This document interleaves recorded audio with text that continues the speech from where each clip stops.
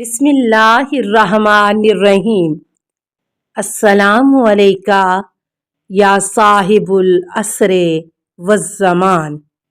وہ کلمات کیا تھے جو جناب آدم علیہ السلام کو القا کیے گئے؟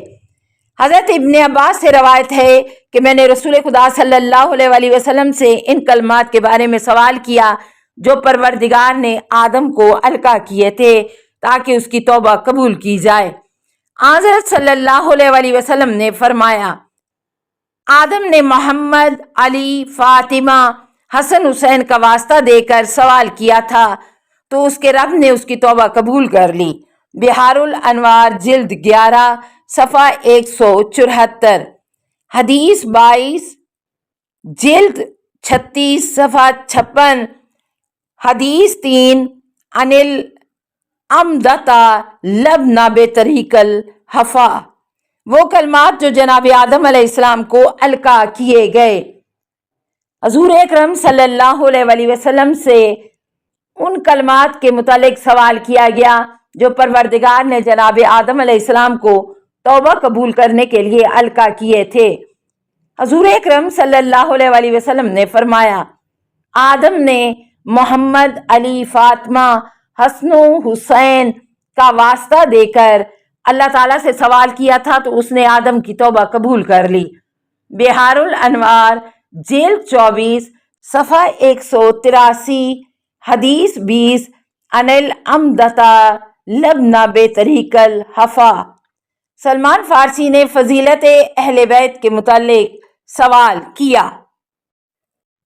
حضرت سلیمان فارسی رضی اللہ تعالی عنہ سے روایت ہے کہ ایک روز میں جناب زہرا کے گھر گیا۔ میں نے دیکھا کہ جناب حسن و حسین حضرت فاطمہ الزہرا کے سامنے کھیل رہے ہیں۔ مجھے یہ دیکھ کر بہت زیادہ فرحت محسوس ہوئی۔ تھوڑا وقت گزرا تھا کہ رسول خدا صلی اللہ علیہ وسلم تشریف لائے۔ میں نے کہا، یا رسول اللہ، مجھے فضائل اہل بیت سنائیے تاکہ میرے ایمان میں اضافہ ہو۔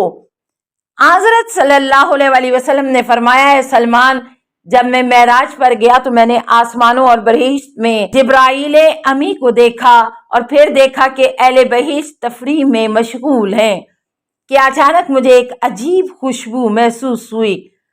میں نے جبرائیل سے پوچھا، ہے جبرائیل، یہ کیسی خوشبو ہے جو جنت کی تمام خوشبوات پر حاوی و غالب ہے؟ جبرائیل نے کہا، اے محمد صلی اللہ علیہ وسلم، اللہ نے اپنی قدرت کاملہ کے ساتھ آج سے 3000 سال قبل ایک سیب کو خلق فرمایا اور میں نہیں جانتا کہ کس نے اس کو کھانے کا ارادہ کیا ہو۔ حضور اکرم صلی اللہ علیہ وسلم فرماتے ہیں کہ میں ملائکہ کی طرف دیکھ رہا تھا کہ اچانک بس سیب کے درخت سے آواز آئی، اے محمد صلی اللہ علیہ وسلم، ہمارے پروردگار تجھ پر سلام بھیجتا ہے اور اس سیب کو بطور تحفہ آپ صلی اللہ علیہ وسلم کے حوالے کرتا ہے۔ رسول صلی اللہ علیہ وسلم نے فرمایا، میں نے اس سیب کو جبرائیل کے پروں کے نیچے سے حاصل کیا۔ جب میں زمین کی طرف واپس آیا تو میں نے اس سیب کو کھایا۔ اللہ تعالیٰ نے اس سیب سے میری پشت میں نطفہ خلق فرمایا۔ پس جب میں نے ختیجہ بنت خویلد سے مباشرت کی تو اس سیب کے پانی سے فاطمہ کا حمل ٹھہرا۔ اللہ تعالیٰ کی جانب سے وحی نازل ہوئی اور میں نے تجھے بہشتی حور فاطمہ کی صورت میں عطا کی۔ پس نور کے ساتھ یعنی فاطمہ کی علی علیہ السلام کے ساتھ شادی کر۔ تحقیق میں نے ان کی تزویج آسمانوں میں 5 زمینیں حق مہر قرار دیتے ہوئے کر دی اور میں ان دونوں کو پاک و پاکیزہ اولاد عطا کروں گا جو دونوں بہشت کے چراغ ہیں، یعنی حسن و حسین علیہ السلام، اور حسین علیہ السلام کی اولاد میں سے 9 ائمہ ہوں گے جو بے یار و مددگار قتل کیے جائیں گے۔ پس بربادی ہے ان کے قاتلوں کے لیے اور بے یار و مددگار چھوڑنے والوں کے لیے۔ بحار الانوار جلد 36 صفحہ 361، حدیث 232 ان کنز الجامع الفوائد۔ عباس بن عبد المطلب خاندان ایک ہونے کے باوجود اہل بیت کو ہم پر فضیلت کیوں ہے؟ حضرت سلمان فارسی رضی اللہ تعالیٰ عنہ سے روایت ہے کہ میں مسجد میں رسول خدا صلی اللہ علیہ وسلم کے قریب بیٹھا تھا۔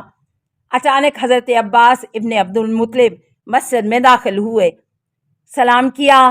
رسول خدا صلی اللہ علیہ وسلم نے سلام کا جواب دیا اور اس کو خوش آمدید کہا۔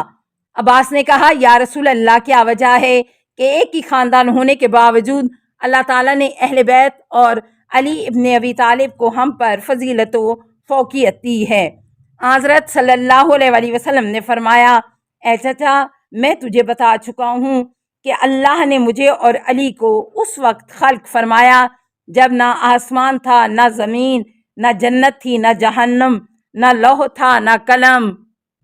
پس اللہ تعالیٰ نے ہمیں خلق کرنے کا ارادہ فرمایا تو ایک کلمہ کہا، ایک نور وجود میں آ گیا، پھر دوسرا کلمہ کہا تو روح معرض وجود میں آ گئی، پھر ان دونوں کا اعتدال کے ساتھ آپس میں متصل فرمایا اور ان دونوں سے مجھے اور علی کو خلق فرمایا، پھر میرے نور سے عرش کا نور خلق فرمایا، لہٰذا میرا نور عرش کے نور سے زیادہ روشن تر ہے، اور علی کے نور سے آسمانوں کا نور خلق فرمایا، لہٰذا علی کا نور آسمانوں کے نور سے زیادہ روشن تر ہے، پھر حسین کے نور سے سورج کا نور خلق فرمایا اور حسین کے نور سے چاند کا نور خلق فرمایا، پس ان دونوں کا نور سورج و چاند کے نور سے زیادہ روشن ہے۔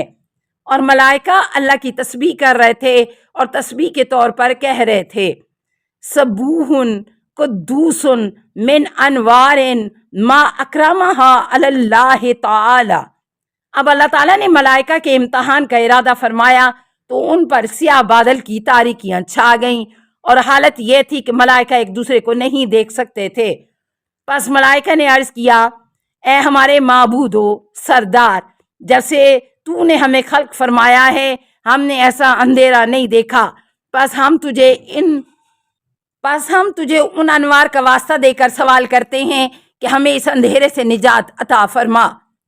اللہ تعالیٰ نے فرمایا، مجھے اپنی عزت و جلالت کی قسم، میں ایسا ضرور کروں گا، تمہیں اس سے نجات دوں گا۔ اور اس دن اللہ تعالیٰ نے جناب فاطمۃ الزہرا کے نور کو مثل قندیل خلق فرمایا اور اسے عرش کا گوشوارہ قرار دیا، پس اس کے وسیلے سے 7 آسمان اور 7 زمینیں روشن ہو گئیں، اور اسی وجہ سے اسے فاطمہ زہرا کہتے ہیں۔